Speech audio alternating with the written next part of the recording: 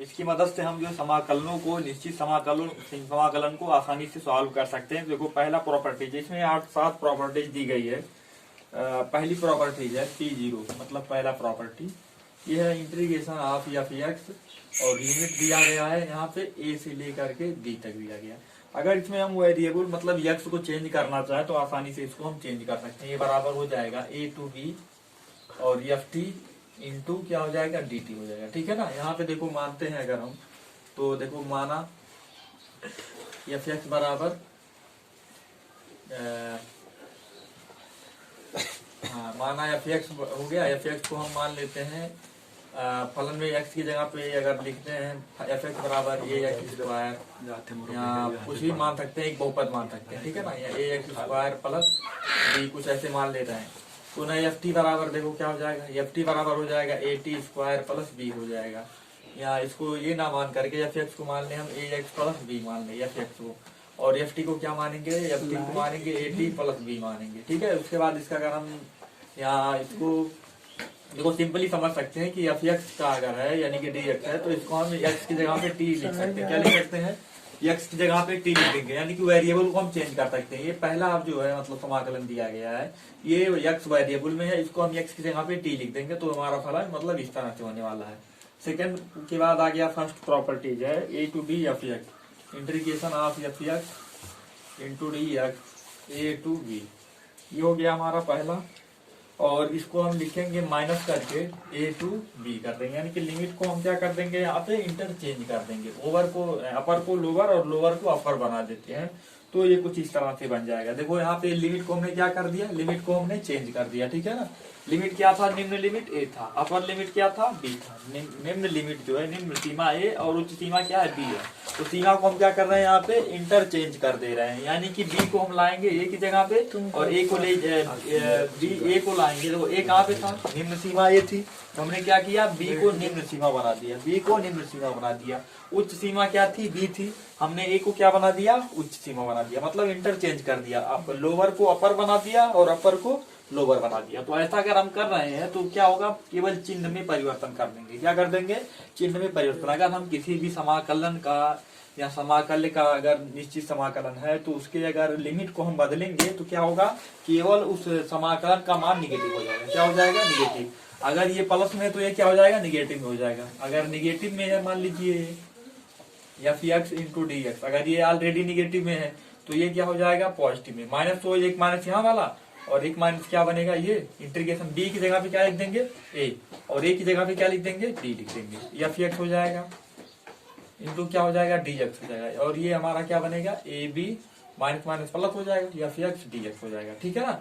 अगर प्लस है तो माइनस में हो जाएगा यानी कि कोई भी लिमिट है अगर मतलब समाकलन है तो समाकलन में अगर हम लिमिट को सीमा को अगर चेंज कर दे रहे हैं, ऊपर की जगह पे निम्न को निम्न की जगह ऊपर को रख दे रहे हैं तो केवल समाकलन का मान क्या हो जाएगा, निगेटिव हो जाएगा। यानी कि हमको समाकलन के जो लिमिट है उसको चेंज कर सकते हैं। ठीक है ना। अगर देखो एक विशेष कंडीशन देखते हैं, इफ अगर ए बराबर ए हो जाए और बी बराबर ए हो जाए तब हम क्या करेंगे ऐसी दशा में, तो ऐसी दशा में ये जो कंडीशन आएगा तो इसमें हो जाएगा ए से लेकर के बी तक एफ एक्स हो जाएगा इंटू क्या हो जाएगा डी एक्स हो जाएगा और माइनस क्या हो जाएगा, चलो ए रख दे रहे हैं, क्या रख दे रहे हैं ए रख दे रहे हैं। ठीक है ना। यहाँ तक तो ये हो जाएगा माइनस हो जाएगा ए हो जाएगा नीचे, ऊपर भी ए हो जाएगा और क्या हो जाएगा एफ एक्स हो जाएगा इंटू क्या हो जाएगा डी हो जाएगा।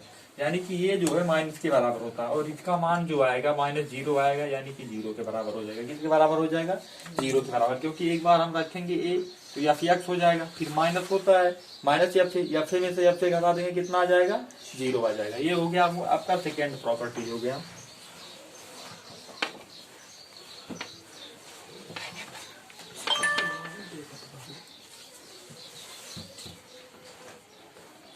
ये हो गया सेकंड प्रॉपर्टीज है, अगर ए हो गया और ये बी हो गया और ये फंक्शन ऑफ एक्स हो गया और ये हो गया डी एक्स हो गया तो इसको हम दो समाकलन में लिख सकते हैं। क्या लिख सकते हैं, दो समाकलन में। देखो ए और बी के बीच में कौन आ गया, अगर मान लीजिए ए मान लीजिए 1 है बी 3 है तो बीच में कौन आएगा, 2 आएगा ना। उसी तरह से मान लीजिए ये 1 है और बी है 3 है और बीच में सी है, बीच में क्या है सी है तो इसको हम लिख सकते हैं बीच में सी। अगर इस तरह से अगर कहीं नंबर है ए सी और बी, ठीक है ना। अगर इस तरह से लिमिट है तो इसको हम ए से सी तक लिख देंगे एफ एक्स डी एक्स, क्या लिख देंगे एफ एक्स डी एक्स लिख देंगे।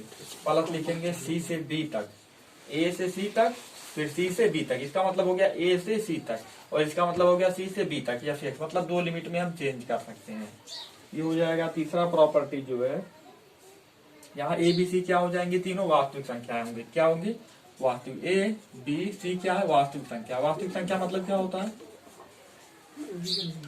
Real number. जैसे वास्तविक संख्या में कौन कौन शामिल होंगे, परिमेय और अपरिमेय, दोनों के समूह को क्या कहेंगे, वास्तविक संख्या। चाहे अंडर रूट में हो चाहे बटे के रूप में हो, ठीक है, दोनों मिला करके क्या कहलाएंगे, वास्तविक संख्या। तो इसको हम इस तरह से चेंज करते हैं। मतलब पहला रूल क्या है, पहला रूल ये है कि x की जगह पे हम t लिख सकते हैं, तो मान में कोई परिवर्तन होने वाला नहीं है।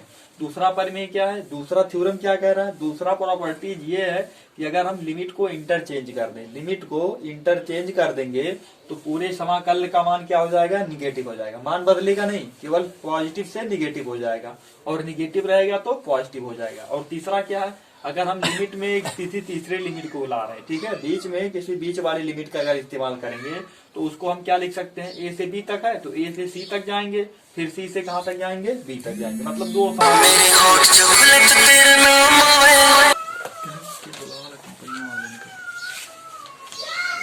अब देखो तीसरी है,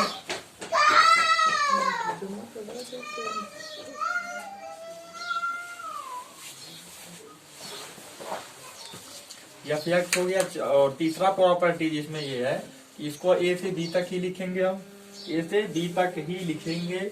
और फंक्शन में देखो एक्स की जगह पे क्या है, एक्स है, एक्स की जगह पे लिखेंगे a plus b minus x, क्या लिखेंगे, ए प्लस, लिमिट को जोड़ेंगे और एक्स को क्या कर देंगे माइनस, तो यहाँ पे लिखेंगे a plus b minus x into क्या हो जाएगा, डी एक्स। ये हो गया स्पेशल केस, ठीक है ना।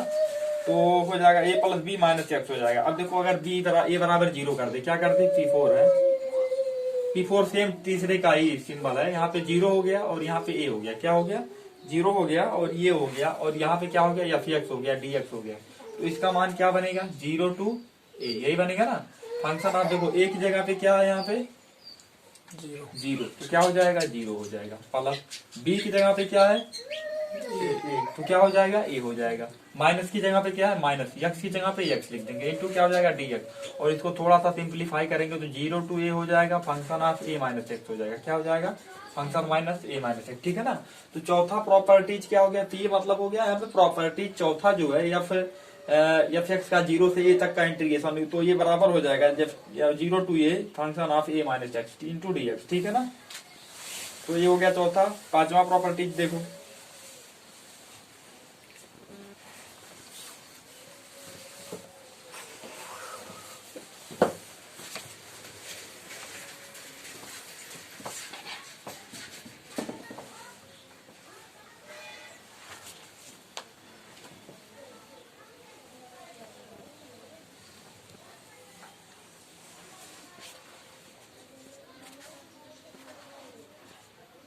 पांचवा है 0 से लेकर के 2a तक, और क्या है, फंक्शन ऑफ एक्स इंटू क्या है, डी एक्स। यहाँ पे देखो लिमिट में क्या डबल 2 गुना है ना, यानी कि एक लिमिट क्या है, 0 है, दूसरा लिमिट क्या है, ए है।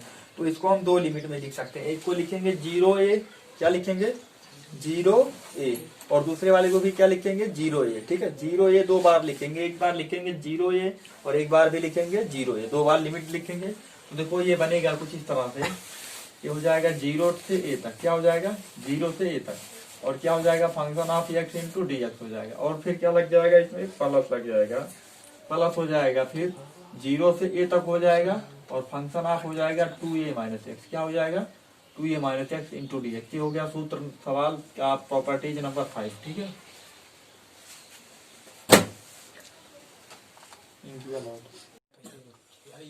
और F x into D X equal to 2 0 to a F x into D X. ये दो, इसका दो मान निकलेगा, एक निकलेगा यदि F X F 2a minus X बराबर एफ एक्स हो जाए, क्या हो जाए, एफ एक्स। देखो इसका दो मान निकलेगा, अगर 0 लिमिट है क्या, निम्न लिमिट 0 है, निम्न मान क्या है इसका 0, और उच्चतम मान क्या है 2a और एफ एक्स क्या हो जाएगा, इसका 2 मान निकलेगा। अगर एफ एक्स जो है यानी कि एफ 2a माइनस एक्स जो अपर लिमिट है, अपर लिमिट को एक्स में माइनस कर देंगे तो अगर मान क्या आ गया, एफ एक्स आ गया, तो इसका मान कितना हो जाएगा 2a टू 0 से a तक और एफ एक्स हो जाएगा। क्या हो जाएगा 0 से a तक है एफ एक्स हो जाएगा। लेकिन अगर ये मान बराबर नहीं आ गया तो दूसरा मान क्या हो जाएगा 0 हो जाएगा, दूसरा मान होगा 0। और ये 0 कब होगा, जब एफ 2a माइनस एक्स बराबर आएगा माइनस एफ एक्स। ठीक है ना, समझ गए कि नहीं इसको। देखो एफ एक्स आ गया है, एफ 2a माइनस एक्स बराबर एफ एक्स आ गया है, तो इसका मान क्या हो जाएगा 2 इंटीग्रेशन ऑफ 0 से a तक एफ एक्स डी एक्स हो जाएगा। लेकिन अगर एफ 2a माइनस एक्स का मान माइनस एफ एक्स आ गया तो क्या हो जाएगा, इसका मान 0 हो जाएगा। क्या हो जाएगा 0 हो जाएगा। सातवां देखो,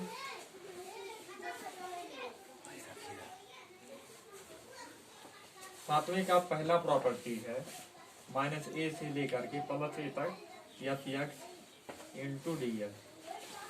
तो ये हो जाएगा आपका 2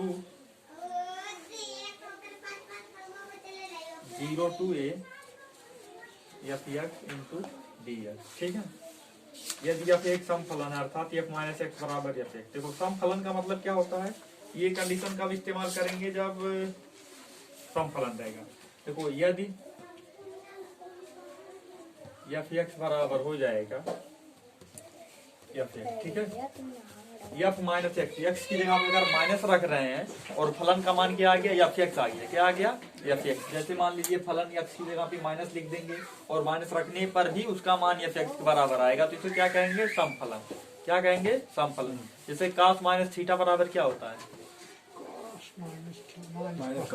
देखो जैसे अलग से समझ लीजिए, अगर मान लीजिए एफ एक्स बराबर हो गया cos थीटा या एफ थीटा बराबर क्या हो गया माइनस होता है, एफ थीटा बराबर क्या हो गया cos थीटा हो गया। ठीक है ना, तो अगर एफ माइनस थीटा बराबर क्या हो जाएगा cos माइनस थीटा, यही होगा ना, और बराबर क्या हो जाएगा cos थीटा। और cos थीटा किसका मान है एफ थीटा का, तो क्या मिला एफ थीटा माइनस में किया और ये क्या है प्लस में, तो इसको हम क्या बोलते हैं सम फलन बोलेंगे। क्या बोलेंगे इसको सम फलन। देखो क्योंकि थीटा की जगह पे माइनस रखा गया है और थीटा की जगह पे प्लस रखा गया है, तो दोनों आपस में क्या है बराबर है, तो इसको क्या कहेंगे हम सम फलन कहेंगे। देखो एक और इसी तरह से देखते हैं, एफ थीटा बराबर हो गया अगर साइन थीटा, क्या हो गया साइन थीटा, तो एफ माइनस थीटा बराबर क्या हो जाएगा साइन माइनस थीटा, यही होगा ना, और बराबर क्या आएगा माइनस साइन थीटा, और बराबर क्या हो जाएगा माइनस एफ थीटा। अब देखो F minus theta, F minus theta क्या इस कंडीशन में अगर आ गया तो क्या कहेंगे इसको सम कहेंगे, सम कहेंगे ना। और यहाँ पे क्या है एफ माइनस थीटा जो है आपका माइनस एफ थीटा के बराबर है, तो इसको हम क्या कहेंगे विषम फलन। ये क्या हो जाएगा, इसको विषम फलन कहेंगे और इसको क्या कहेंगे सम फलन कहेंगे। ठीक है,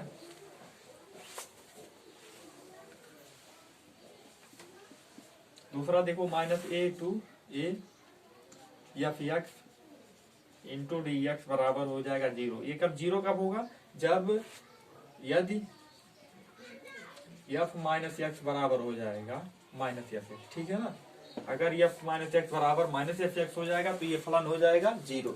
लेकिन एफ माइनस एक्स बराबर अगर प्लस एफ एक्स आ गया तो क्या हो जाएगा, ये इसका मान निकलेगा। ठीक है, ये सम फलन होगा और इसका मान निकालना पड़ेगा। चलो जो चैप्टर पे चलते हैं।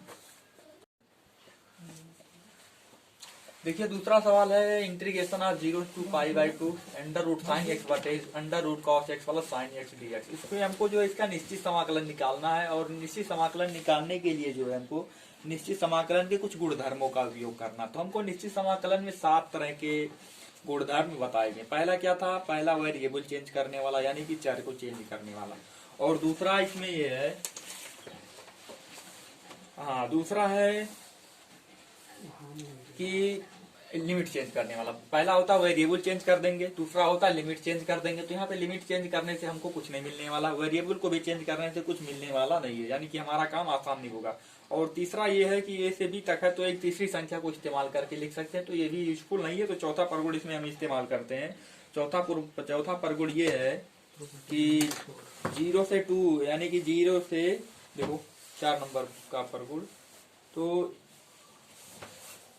चौथा परगुण ये होता है कि अगर इंटीग्रेशन है 0 टू ए है एफ एक्स है, तो इसको हम लिख सकते हैं 0 to A F A minus X. ये परगुण हम इस्तेमाल कर सकते हैं, ये हम जानते हैं, लिखते हैं चूंकि P4।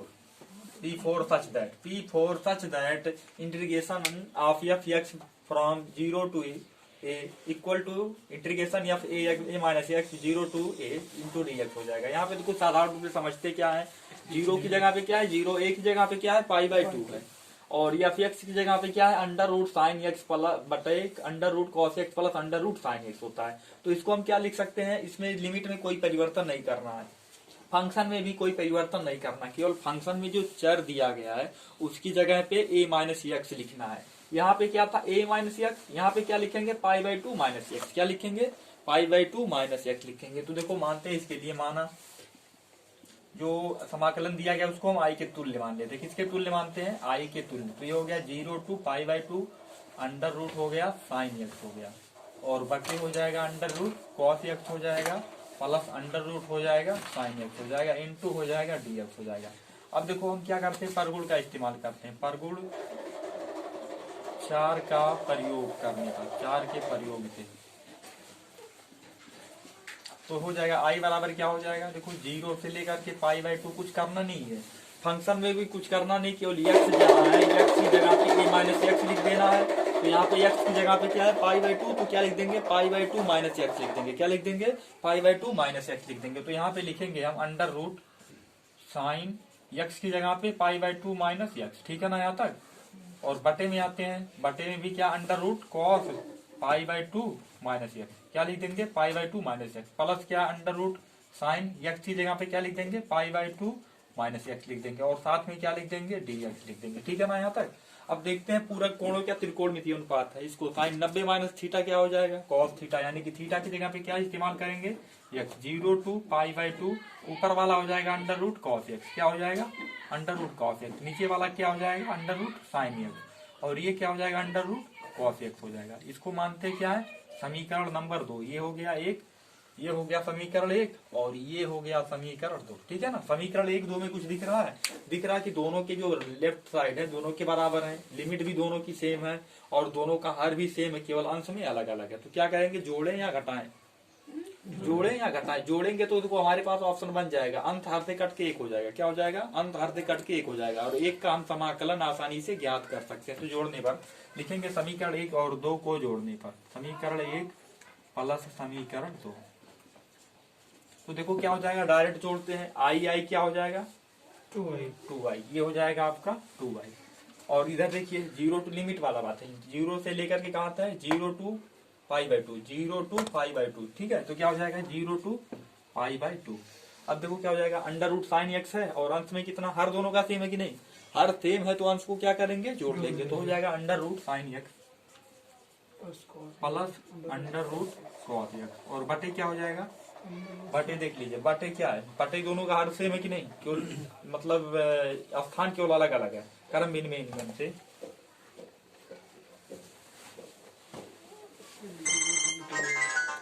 क्या हो जाएगा, अंडर रूट साइन एक्स, ये होगा ना, इंटू क्या हो जाएगा, dx, अंश हर से डिवाइड होकर के क्या हो गया, 1 डिवाइड हो जाएगा ना, ये टोटल वैल्यू क्या हो गई, डिवाइड हो गई, डिवाइड होने के बाद क्या बचा, डिवाइड होने के बाद बचा क्या, 2i बराबर 0 to π/2 इंटू 1 इंटू dx, ठीक है ना। तो ये क्या हो जाएगा, 1 का इंटीग्रेशन कितना होगा, x हो जाएगा, और बड़ा कोष्टक लग जाएगा, कहाँ से कहाँ तक लिमिट रहेगा, फ्रॉम 0 to π/2, ठीक है, π/2। अब मान को प्रतिस्थापित करेंगे तो क्या हो जाएगा, π/2 माइनस 0, और i बराबर क्या हो जाएगा, π/4, ठीक है ना। ये हो गया आंसर हो गया इसका, ठीक है। इसमें हमको क्या करना है, परगुण 4 का प्रयोग करके हल करना है इसमें।